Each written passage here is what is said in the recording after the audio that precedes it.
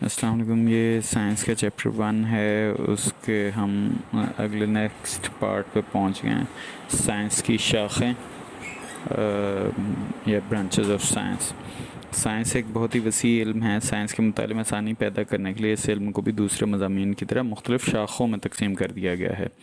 پہلی شاخ فزکس ہے. فزکس وہ علم ہے جو بالخصوص مادی اشیاء اور ان کی توانائی وغیرہ سے متعلق ہوتا ہے. فزکس کو پیمائش کی سائنس کا نام بھی دیا گیا کیونکہ اس علم کا تعلق زیادہ تر ناپ تول سے ہے. میکینکس، حرارت، روشنی، آواز اور الیکٹریسٹی وغیرہ اس کی اہم شاخیں ہیں.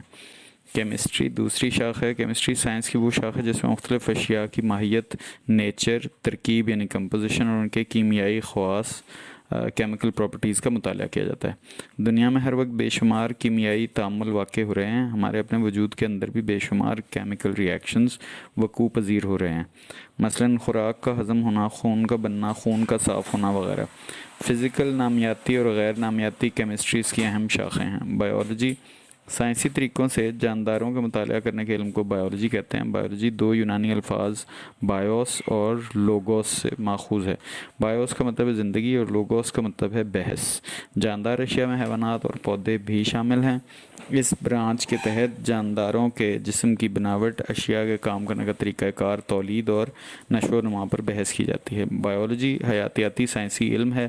اس کی مزید دو اہم شاخیں مندرجہ ذیل ہیں. باٹنی پودوں کے متعلق علم کو باٹنی یعنی علم نباتات کہتے ہیں. اس میں پودوں کی ساخت، نشو و نما اور ان کے ماحول کے بارے میں بحث کرتے ہیں. زولوجی جانوروں کے متعلق علم کو زولوجی یعنی علم حیوانات کہتے ہیں. اس میں جانوروں اور انسانوں کی جسامت اور ان کے ماحول کے بارے میں بحث کرتے ہیں. پودوں اور جانوروں کی زندگی میں بہت سے امور آپس میں مشترک ہیں، لہٰذا علم نباتات اور علم حیوانات کا مطالعہ ایک ساتھ کیا جاتا ہے. اس لیے اس مجموعی علم کو الحیات یعنی بائیولوجی کا نام دیا گیا ہے. علم فلکیات فلکی اجسام مثلاً سورج، چاند، ستاروں اور سیاروں کے علم کو علم فلکیات یا ایسٹرونومی کہا جاتا ہے. فلکیات کے مطالعہ میں ریاضی اور فزکس کے علوم کا بہت بڑا حصہ ہے. اگلی برانچ ریاضی ہے. ریاضی اعداد اور پیمائش کی خصوصیات کا علم ہے جس میں حساب، الجبرا اور جیومیٹری وغیرہ شامل ہیں. بہت سے دیگر سائنسی علوم میں ریاضی ایک مددگار کی حیثیت سے استعمال ہوتی ہے. ان علوم کے مختلف قوانین اور تشریحات کو ریاضی کی مساوات کی شکل میں آسانی سے لکھا جاتا ہے اور ان سے ضروری نتائج اخذ کیے جا سکتے ہیں. نیوٹن اور آئنسٹائن مشہور ریاضی دان گزرے ہیں. اگلی برانچ زراعت ہے. کھیتی باڑی کے طریقے، گوشت، دودھ دینے والے جانوروں کو پالنے کا علم زراعت کہلاتا ہے. فصلوں کی بیماریاں، ان سے بچاؤ کے طریقے، زراعت میں استعمال ہونے والے آلات، مشینیں، کھادیں اور جراثیم کش ادویات کی تیاری وغیرہ اسی سائنس میں شامل ہیں.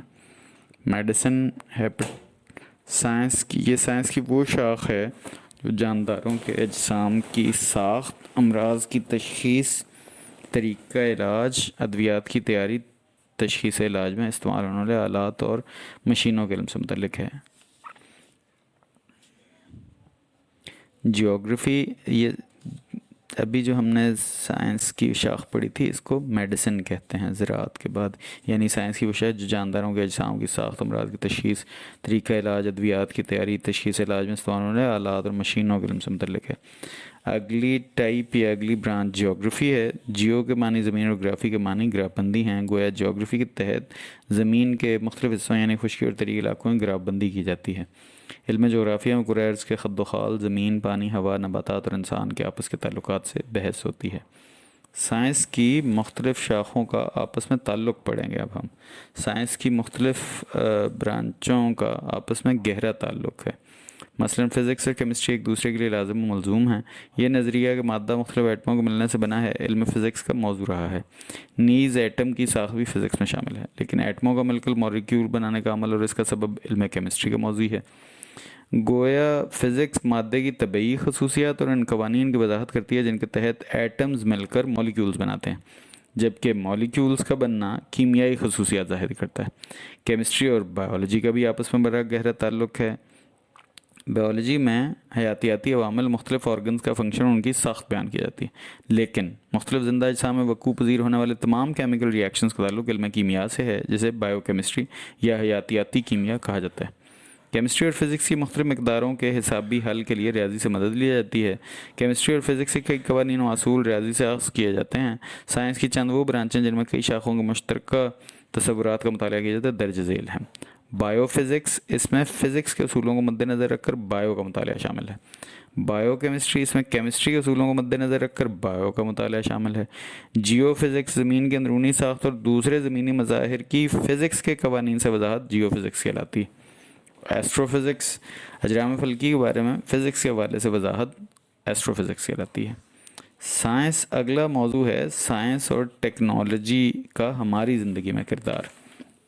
ہماری روزمرہ زندگی میں استعمال ہونے والی اشیاء، مثلاً کمہار کا چاک، لوہار کی بھٹی، جلاہے کا تکلا، کسان کا ہل اور رہٹ، چپوؤں سے چلنے والی کشتیاں وغیرہ سب زمانہ قدیم کے علم اور اس کی ٹیکنالوجی پر مشتمل ہیں. 19ویں صدی کے نصف میں بجلی کی وسیع پیمانے پر تیاری اور ترسیل نے گھریلو اور صنعتی استعمال کے لیے بے شمار ایجادات کو جنم دیا. بجلی نہ صرف روشنی مہیا کرتی ہے بلکہ وہ گھروں اور کارخانوں میں ہزاروں مختلف مشینوں کو چلاتی ہے. اس سے صنعتی پیداوار میں خاطر خواہ اضافہ ہوا ہے. موجودہ صدی میں ہونے والی مختلف دریافتوں نے مواصلاتی نظام میں لازوال ترقی کی. وائرلیس ٹیلی فون، ریڈیو، ٹیلی ویژن، کمپیوٹر اور مواصلاتی سیاروں نے یعنی سیٹلائٹس نے دنیا بھر کے نظام کو ایک ہی لڑی میں پرو دیا. انسان نے خلا میں یعنی اسپیس میں سفر کو ممکن بنایا. آج کا دور کمپیوٹر کا دور ہے. جدید دور کی یہ اہم ایجاد ہے جس نے زندگی کے ہر شعبے میں انقلاب برپا کر رکھا ہے. کمپیوٹر سے ای میل کے ذریعے پیغام رسانی بہت تیز ہو گئی ہے. کمپیوٹر نے تصاویر کا حصول بھی بہت آسان بنا دیا. کمپیوٹر کی مدد سے گھر بیٹھے ملکی و غیر ملکی معلومات حاصل کر سکتے ہیں کیونکہ تمام کمپیوٹر انٹرنیٹ کے ذریعے ایک دوسرے سے منسلک کیے جا سکتے ہیں. ان معلومات کو ریکارڈ کیا جا سکتا ہے اور بعد میں صحیح طریقے سے سنا اور سمجھا جا سکتا ہے اور حسب ضرورت ان کا پرنٹ حاصل کیا جا سکتا ہے. الغرض، سائنس اور ٹیکنالوجی کی مدد سے انسان نے اپنی زندگی کو بہتر سے بہتر سہولیات بہم پہنچانے کے لیے بے شمار ایجادات کی ہیں. اس وقت زندگی کا شاید ہی کوئی پہلو ایسا ہو جو سائنس اور ٹیکنالوجی سے متاثر نہ ہوا ہو. زراعت میں زیادہ پیداوار دینے والے بیج، کرمکش ادویات، کیمیائی کھادیں، زرعی مشینیں، صنعت میں انقلاب لانے والی خودکار میکینیکل اور الیکٹرانک مشینیں، مواصلات میں آواز کی رفتار سے تیز اڑنے والے ہوائی جہاز، برقی ریل گاڑیاں اور موٹر کاریں، میڈیکل کے شعبے میں جان بچانے والی ادویات، تشخیصی آلات وغیرہ سب کچھ سائنسی تحقیق اور اس کی بدولت ٹیکنالوجی میں ہونے والی انقلابی ایجادات کی مرہون منت ہیں. اس سبق کا آخری عنوان ہے موجودہ سائنس کی حدود. جدید دور میں سائنس کی حدود وسیع تر ہوتی جا رہی ہیں. گزشتہ نصف صدی میں سائنس اور ٹیکنالوجی میں برق رفتار ترقی کی ہے. روز افزون اتنے ایجادات ہو رہی ہیں. کل جو ناممکن نظر آتا تھا وہ آج معمولی مظہر نظر آتا ہے. لیکن ان تمام کامیابیوں کے باوجود بہت سے معاملات ایسے ہیں جن میں سائنس بے بس نظر آتی. انسانی علم بہرحال مکمل نہیں ہو سکتا. سائنس کی بھی کچھ اپنی مجبوریاں اور حدود ہیں جن کو پھلانگ کر آگے جانا اس کے لیے فی الحال ممکن نہیں. میڈیکل کے شعبے میں جینیٹک انجینئرنگ کے ذریعے ہارمون اور مختلف لا علاج بیماریوں کے خلاف ویکسین تیار کر لی گئی ہے، لیکن جینیٹک بیماریاں ابھی بھی لا علاج ہیں. جینوم کی سٹڈی ابھی نامکمل ہے. ایڈز اور ہیپاٹائٹس جیسی بیماریوں پر قابو نہیں پایا جا سکا. کینسر لا علاج مرض ہے. نیوکلیئر ریز جینیٹک انجینئرنگ کی بدولت فصلوں کی بہتر اقسام کی تیاری کے باوجود بنی نوع انسان کے لیے خوراک کا مسئلہ پوری طرح حل نہیں ہو سکا. اس کے لیے ایسی پلانٹ ویرائٹی کی ضرورت ہے جو بڑھتی ہوئی آبادی کا ساتھ دے. خلائی تحقیقات کی کوئی حد نہیں. چاند کی تسخیر ابھی پہلا مرحلہ تھا.